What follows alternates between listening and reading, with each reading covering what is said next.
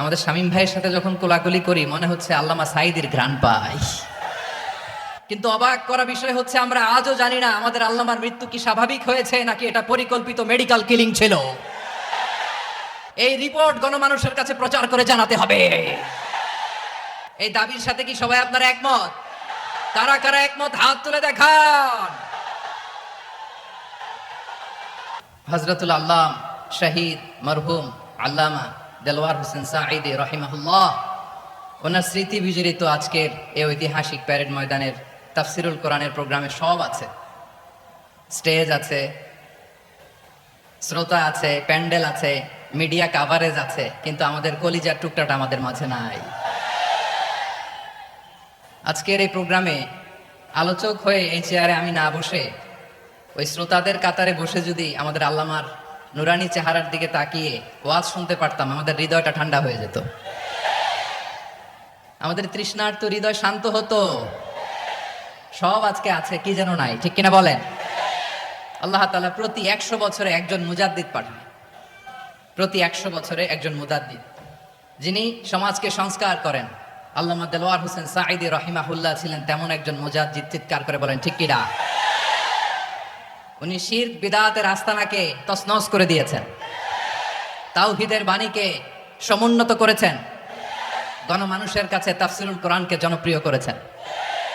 আজীবন আজীবন তিনি ইসলামকে বিজয়ী শক্তি হিসেবে দেখার স্বপ্ন দেখতেন। এত প্রাঞ্জল ভাষা, এত চমৎকার আধুনিক প্রেজেন্টেশন, গণমানুষের কাছে কোরআনের তাফসিরকে এভাবে জনপ্রিয় করে তোলার মতো ব্যক্তিত্ব আল্লামা সাঈদী ছাড়া দ্বিতীয় কেউ এই বাংলার ভূখণ্ডে নাই।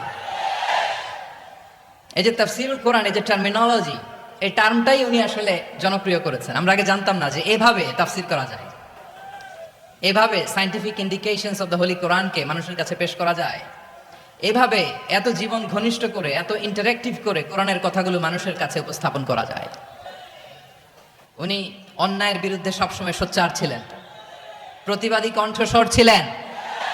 ওনার আলোচনা শুনলে দেহের রক্ত টকবক করে ফুটতে থাকতো। আল্লাহু আকবার, আল্লাহু আকবার, আল্লাহু আকবার।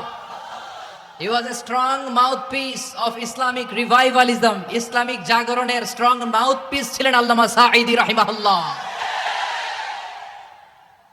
অনেক দোয়া পেয়েছেন, আমরা পড়েছি, এমন জীবন তুমি করিবে গঠন, মরণে হাসিবে তুমি, কাঁদিবে ভুবন। গোটা বিশ্বকে তিনি কাঁদিয়েছেন। আল্লামা যখন ইন্তেকাল করলেন, আমি তখন মালয়েশিয়া থেকে যুক্তরাষ্ট্রে একটা কনফারেন্সে যোগ দিতে যাচ্ছি, কাতার এয়ারলাইন্সে। মালয়েশিয়া থেকে দোহাতে নামলাম। দোহায় যখন আমার ট্রানজিট, তখন শুনতে পেলাম যে আল্লামা বিদায় নিয়েছেন। সোশ্যাল মিডিয়ায় শুনে বিশ্বাস করতে পারলাম না। মুহূর্তের মধ্যেই মাসুদ সাঈদী ভাইকে মেসেজ করলাম, উনি কোনো উত্তর দিতে পারলেন না। মাসুদ ভাইয়ের সাথে যখন কোলাকুলি করি, আমাদের শামীম ভাইয়ের সাথে যখন কোলাকুলি করি মনে হচ্ছে আল্লামা সাঈদীর ঘ্রাণ পাই। শরীরটা লিটারালি কাঁপছিল, নিজেকে মানাতে পারছিলাম না, বিশ্বাস করতে পারছিলাম যে আসলে আল্লামা বিদায় নিয়েছেন। ইন দ্য মিন টাইম আমার সেকেন্ড ফ্লাইট দোহা টু নিউ ইয়র্ক, 12 ঘন্টার ফ্লাইটে উঠলাম, ইন্টারনেট থেকে বিচ্ছিন্ন হলাম। নামার পরে শুনলাম আল্লাহু আকবার, যেখানে ওনাকে কবরস্থ করার কথা ছিল সেখানেও কবর দিতে দেয়া হয় নাই। ছবিগুলো দেখতে লাগলাম, হাসিমাখা মুখ, হাসিমাখা নিথর দেহটা, মরণে হাসিবে তুমি, কাঁদিবে ভুবন। From east to west, from north to south, the entire globe, গোটা বিশ্ব ওনার জন্য কেঁদেছে, গোটা বিশ্ব কেঁদেছে। কাবার গিলাফ ধরে ধরে মানুষ চিৎকার করেছে। এর চেয়ে শ্রেষ্ঠ মৃত্যুকার হতে পারে? আমাদের আল্লামার আর কি পাওয়ার ছিল বলেন? আর কি পাওয়ার ছিল? কুল্লু নাফসিন যায়িকাতুল মাউত, যারাই দুনিয়াতে আসবে তারা ইন্তেকাল করবে, এটা আমরা মেনে নেই, এটা আমরা জানি। কিন্তু অবাক করা বিষয় হচ্ছে আমরা আজও জানি না আমাদের আল্লামার মৃত্যু কি স্বাভাবিক হয়েছে নাকি এটা পরিকল্পিত মেডিকেল কিলিং ছিল। এটা যে পরিকল্পিত মেডিকেল কিলিং ছিল, এটা ধারণা করার পেছনে অনেক কারণ আছে। তিনি আধিপত্যবাদের বিরুদ্ধে সোচ্চার ছিলেন, ফ্যাসিবাদের বিরুদ্ধে সোচ্চার ছিলেন, রাজনৈতিক প্রতিহিংসার শিকার ছিলেন। এজন্য এটা মেডিকেল কিলিং হতে পারে এ ধারণা আমরা করতেই পারি। আওয়াজ করে বলেন ঠিক কিনা? যে সময়টা আমরা কাটাচ্ছি, এত সুন্দর সময় বাংলাদেশ আর পাবে না। আমাদের জন্মের পর থেকে এরকম চমৎকার সময় আমরা পাই নাই। এটাই আসল সময়। আমরা ইন্টারিম গভর্নমেন্টের কাছে দাবি জানাই, উচ্চতর তদন্ত কমিটি করে এটা কি হত্যাকাণ্ড ছিল নাকি স্বাভাবিক মৃত্যু ছিল, এই রিপোর্ট গণমানুষের কাছে প্রচার করে জানাতে হবে। এই দাবির সাথে কি সবাই আপনারা একমত? কারা কারা একমত হাত তুলে দেখান।